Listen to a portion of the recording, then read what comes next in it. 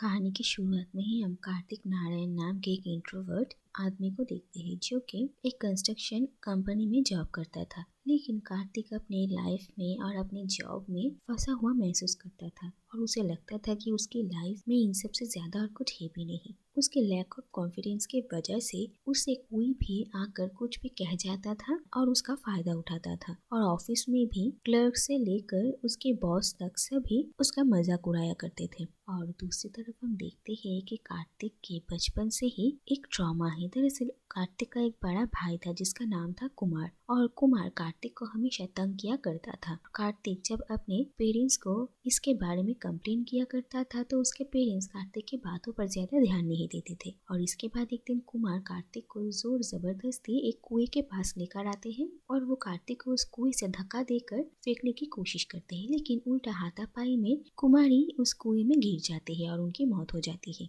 और तब से ही कार्तिक को इस बात का गिल्ट था कि उसकी ही वजह से उसके बड़े भाई कुमार की मौत हुई है और इसकी वजह से उसकी मेंटल हालत भी बहुत बुरी थी। और कार्तिक कॉन्स्टेंटली एक साइकियाट्रिस्ट के साथ कंसल्ट किया करता था और अपने बॉस के मिसबिहेव से और काम की ओवरलोड से कार्तिक फ्रस्ट्रेटेड हो जाता था और उसके बॉस हमेशा ही कार्तिक के साथ बहुत ही बदतमीजी से बात करते थे और कार्तिक की कोई गलती ना होने के बावजूद भी वो कार्तिक को हर चीज के लिए ब्लेम किया करते थे। और ऐसे ही एक दिन ओवर टाइम करके कार्तिक कुछ देर के लिए घर गया था, तभी उसके बॉस का कॉल आता है और वो कार्तिक को किसी गलत काम के लिए डांटने लगते हैं। लेकिन कार्तिक को पूरा यकीन था कि उसके बॉस ने उसे जितना इंस्ट्रक्शन दिया था उसने बिल्कुल वैसा ही काम किया है और फिर कार्तिक के बॉस उसे जॉब से निकालने की धमकी देते हैं और फ्रस्ट्रेशन में आकर कार्तिक अपना टेलीफोन ही तोड़ देता है। दूसरी तरफ हम ये देखते हैं कि कार्तिक अपने ऑफिस की ही एक कलीग सोनाली मुखर्जी नाम की एक लड़की को मन ही मन पसंद करता था, लेकिन सोनाली को कार्तिक के बारे में कुछ खास पता भी नहीं था और वह अपने ऑफिस के ही दूसरे कोवर्कर के साथ डेट कर रही थी। लेकिन वो आदमी पहले से ही शादीशुदा था और उसकी एक बेटी भी थी। इसके बारे में सोनाली को कोई आइडिया नहीं था। और हम ये देखते हैं कि कार्तिक हमेशा सोनाली के लिए मेल टाइप करता था लेकिन उसे कभी भी सेंड नहीं किया था और अपने ही ड्राफ्ट में रखता था। इसके बाद हम देखते हैं कि अपना टेलीफोन तोड़ने के बाद कार्तिक एक नया फोन खरीदने के लिए जाते हैं और वहाँ पर शॉपकीपर कार्तिक को इस नए टेलीफोन के अलग अलग फीचर्स के बारे में बता रहे थे। लेकिन कार्तिक दूसरी तरफ सोनाली को अपने बॉयफ्रेंड के साथ जाते हुए देखता है और उसका पूरा ध्यान वहीं पर ही था। जो भी उसके बाद नया टेलीफोन लाकर कार्तिक घर में आता है और फिर अगले दिन सुबह ऑफिस जाने के बाद कार्तिक को उसके बॉस ये बताते हैं कि कार्तिक की गलती की वजह से उनके हाथों से बहुत बड़ा एक डील चला गया है, इसीलिए वो कार्तिक को उसके जॉब से निकाल रहे हैं। और ये बात सुनकर कार्तिक क्या करेगा उसे कुछ समझ में भी नहीं आ रहा था और वो हिम्मत जुटाकर थोड़ा प्रोटेस्ट करने की कोशिश करता है, लेकिन उल्टा कार्तिक का बॉस पूरे ऑफिस के लोगों के सामने कार्तिक को इंसल्ट करता है और वहाँ पर सोनाली भी मौजूद थी। और इतना ह्यूमिलिएशन के बाद कार्तिक जब घर आता है तो उसे अपनी जिंदगी जीने का कोई मकसद नजर नहीं आ रहा था, इसीलिए वो स्लीपिंग पिल्स लेकर सुसाइड करने की कोशिश करता है। लेकिन तभी उसके टेलीफोन में एक कॉल आता है जो बात देखकर कार्तिक को थोड़ी हैरानी होती है और इसके बाद कार्तिक कॉल रिसीव करता है और दूसरे साइड में जो था वो भी खुद को कार्तिक बताता है और वो कार्तिक को कहता है कि उसे कार्तिक के बारे में सब कुछ पता है और कार्तिक के प्रॉब्लम्स को वो सॉल्व कर सकता है और वो कार्तिक को बिल्कुल जैसे जैसे ही करने के लिए कहेगा। अगर कार्तिक बिल्कुल वैसा ही करेगा तो कुछ दिनों में ही उसकी लाइफ सुधर जाएगी, उसकी जॉब अच्छी हो जाएगी, यहाँ तक कि सोनाली भी कार्तिक की जिंदगी में आ सकती है। पहले तो कार्तिक इस आदमी के बातों पर भरोसा नहीं करना चाहता था,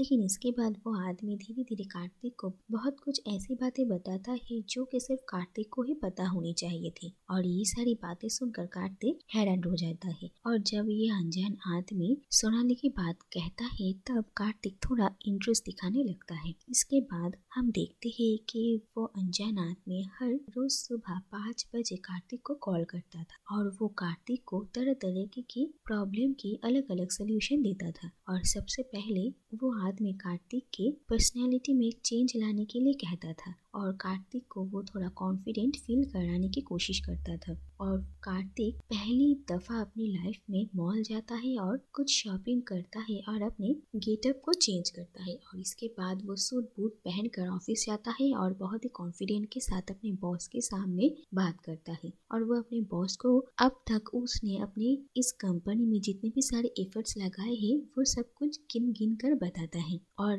ये भी कहता है कि अगर कार्तिक नहीं होगा तो उनकी ये कंपनी भी ज्यादा दिन नहीं चलेगी, इसीलिए उसके बॉस को कार्तिक की वैल्यू समझनी होगी। और वो अपने बॉस को ये कहकर ब्लैकमेल भी करते हैं कि वो जो नया एक डील फाइनल करने वाले हैं उसकी चिट्ठा अगर वो दूसरी पार्टी को बता देंगे तो उसके बॉस के ऊपर केस भी हो सकता है। और ये बात सुनकर कार्तिक के बॉस थोड़ा नरम होते हैं और वो कार्तिक की सारी डिमांड मान लेते हैं और उसे प्रमोशन के साथ जॉब ऑफर करते हैं। और हम देखते हैं कि कार्तिक को एक नए कैबिन के साथ नया जॉब मिलता है, और कार्तिक की इतनी तरक्की देखकर उसके आसपास के कलीग भी बहुत हैरान होते हैं। दूसरी तरफ हम ये देखते हैं कि कार्तिक के लैंडलॉर्ड भी कुछ दिनों से उसे बहुत परेशान कर रहे थे और गलत तरीके से उससे लिफ्ट का चार्ज लेना चाहते थे, लेकिन कार्तिक उन्हें भी उनकी सारी गलतियां गिनवाते हैं और पुलिस कंप्लेन करने की धमकी देते हैं। इसके बाद फाइनली कार्तिक सोनाली के बॉयफ्रेंड के बारे में भी सोनाली को इन्फॉर्म कर देता है, जिससे कि सोनाली के साथ उसके बॉयफ्रेंड का ब्रेकअप हो जाता है। और इसके बाद धीरे धीरे कार्तिक सोनाली के लाइफ में एंट्री लेता है, और पहले वो दोनों एक दूसरे के दोस्त बनते हैं और धीरे धीरे वो दोनों एक दूसरे को पसंद करने लगते हैं और फाइनली एक दूसरे को डेट करने लगते हैं। और सोनाली और कार्तिक एक दूसरे के साथ बहुत खुश थे। और इसके बाद ही एक दिन अचानक एक मॉल में कार्तिक के कजन के साथ उन लोगों की मुलाकात होती है, और कार्तिक की इतनी सुंदर एक गर्लफ्रेंड है और कार्तिक खुद भी अब बहुत बदल गया है, ये देखकर कार्तिक के कजन को बहुत अच्छा लगता है और वो सोनाली को कार्तिक के लाइफ में आने के लिए थैंक यू कहती है। और कार्तिक के उसी कजन से सोनाली को कार्तिक के बारे में बहुत कुछ पता भी चलता है। इसके बाद हम देखते हैं कि अपनी लाइफ में इतना सब कुछ अचीव करने के बाद अब कार्तिक अपने उसी अनजान शख्स के हर रोज कॉल आने के बारे में सोनाली को बताना चाहता था, लेकिन वो अनजान आदमी कार्तिक को बार बार इस बात के लिए मना करता है और कहता है कि कोई भी कार्तिक की बातों पर यकीन नहीं करेगा, और अगर कार्तिक किसी को भी इसके बारे में बताएगा तो उसके लिए अच्छा नहीं होगा। लेकिन इसके बावजूद भी कार्तिक एक दिन सोनाली को इस फोन कॉल के बारे में बताता है, और सोनाली कार्तिक की बातों पर बिल्कुल भी यकीन नहीं करती और वो कार्तिक को वियर्ड समझती है। और इसके बाद कार्तिक अपने साइकियाट्रिस्ट को भी इस फोन कॉल के बारे में बताता है। पहले तो वो डॉक्टर कार्तिक की बातों पर यकीन ही नहीं करना चाहती थी, और इसके बाद वो एक दिन कार्तिक के साथ उसके घर में आती है और 5 बजे इस फोन कॉल का इंतजार करती है, और देखा जाता है कि सच में तब फोन रिंग होता है और वो अनजान शख्स डॉक्टर से बात करता है और डॉक्टर की पर्सनल लाइफ के बारे में बहुत कुछ कहता है, जो सुनकर डॉक्टर भी हैरान रह जाती है और वो तुरंत वहाँ से भाग जाती है। और फिर वो अनजान आदमी कार्तिक से फोन पर बात करता है और वो कहता है कि कार्तिक ने जो कुछ भी किया है ये ठीक नहीं था और अब तक उसने कार्तिक की मदद किया था और अब वो खुद कार्तिक को फिर से बर्बाद कर देगा। और ये सब कुछ सुनकर कार्तिक बहुत डर जाता है, और इसके बाद एक एक करके कार्तिक के लाइफ में प्रॉब्लम्स क्रिएट होना शुरू होती है। सबसे पहले कार्तिक के बॉस कार्तिक को ये कहते हैं कि जो बात छुपाने के लिए उसने कार्तिक को इतना बड़ा पोजीशन दिया था, कार्तिक ने वही बात जाकर दूसरी पार्टी को रिवील कर दिया है, जिसकी वजह से उनकी कंपनी की बहुत लॉस हुआ है। और इसके बाद वो कार्तिक को उसके जॉब से निकाल देते हैं और वो कार्तिक को सू करने की धमकी भी देते हैं। और इसके बाद ही सोनाली के साथ कार्तिक की मुलाकात होती है और सोनाली कार्तिक को ये कहती है कि उसने रात को उसे कॉल किया था और उसने सोनाली को बहुत इंसल्ट किया, और इस बात से सोनाली भी कार्तिक से दूर हो जाती है। और कार्तिक को तो कुछ समझ ही नहीं आ रहा था कि उसके साथ आखिर क्या हो रहा है, और फाइनली कार्तिक ये तय करता है कि वो इन सब से बहुत दूर चला जाएगा और वो कहाँ जाएगा इसके बारे में उसे खुद भी कुछ पता नहीं होगा, जिससे कि उस आदमी को भी कुछ पता नहीं होगा। और यही एक तरीका है जिससे कि वो उस आदमी से खुद की जान बचा सके। और इसके बाद वो एक अनजान जगह की ट्रेन की टिकट लेता है और एक शख्स की मदद से वो ट्रेन में चढ़ता है, और ट्रेन में चढ़ने के बाद वो अपने आंखों में काला चश्मा और कान में ईयरफोन्स डालकर ट्रैवल करता है, जिससे कि उसे कुछ दिखाई और सुनाई ना दे। और फाइनली वो जब उस जगह पहुंचता है तो फिर वो लोगों की मदद से एक होटल में पहुंचता है जहाँ पर वो एक रूम बुक करता है और उस रूम से नंबर प्लेट और टेलीफोन हटा देने के लिए कहता है। और इसके बाद वो कुछ हफ्तों तक उसी रूम के अंदर ही रहता है और कार्तिक ये देखता है कि उसके साथ कोई भी अजीब इंसिडेंट नहीं होता है। और इसके बाद हम देखते हैं कि कुछ महीने बीत चुके हैं और कार्तिक अब कोची में सेटल डाउन था और वहाँ पर वो एक डिसेंट जॉब कर रहा था और उसकी लाइफ बहुत ही सिंपल तरीके से चल रही थी और वो अपने लाइफ में सेटिस्फाइड था। लेकिन इसके बाद ही उसके बॉस कार्तिक से कांटेक्ट करने के लिए उसे एक फोन लेने के लिए कहते हैं, जिसकी वजह से कार्तिक उन्हें मना भी नहीं कर पाता और मजबूरन उसे एक फोन लेना ही पड़ता है। और कार्तिक को बहुत डर था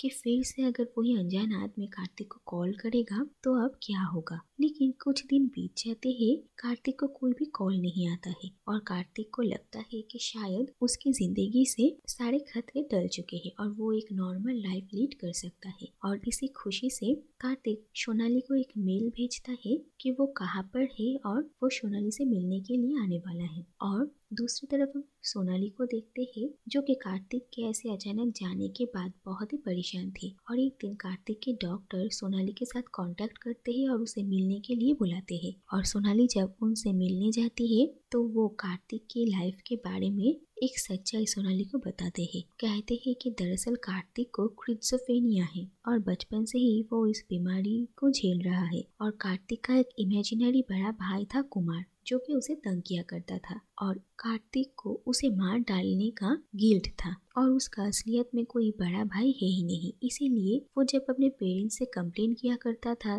तब उसके पेरेंट्स उसके बातों पर ध्यान नहीं देते थे। और बड़े होते होते भी कार्तिक की ये बीमारी उसके दिमाग के अंदर ही रह गई थी। और कार्तिक ने जो नया टेलीफोन खरीदा था उसमें एक ऐसा फीचर था कि कोई आदमी अपने कॉल रिकॉर्डिंग को एक टाइम पर शेड्यूल करके उसे रिमाइंडर की तरह इस्तेमाल कर सकता है। और जब कार्तिक ये फोन खरीदने गया था तब शॉपकीपर उसे ये सब कुछ समझा रहा था, लेकिन कार्तिक का ध्यान तब किसी और चीज पर था। लेकिन कार्तिक का सबकॉन्शियस माइंड ये सब कुछ सुना था। और जब कार्तिक अपनी लाइफ में सारे प्रॉब्लम्स की वजह से अपनी जान लेने की कोशिश कर रहा था तभी उसका ऑल्टर ईगो जाग उठता है और उसे बचाने के लिए वो इस फोन के स्पेशल फीचर्स का इस्तेमाल करके कार्तिक से ही कांटेक्ट करता है। और दूसरी तरफ हम ये देखते हैं कि बीच रात को कार्तिक का ऑल्टर ईगो जागता है और वो कार्तिक के लिए बहुत सारी बातें रिकॉर्ड करके उसे 5 बजे के शेड्यूल में रिमाइंडर की तरह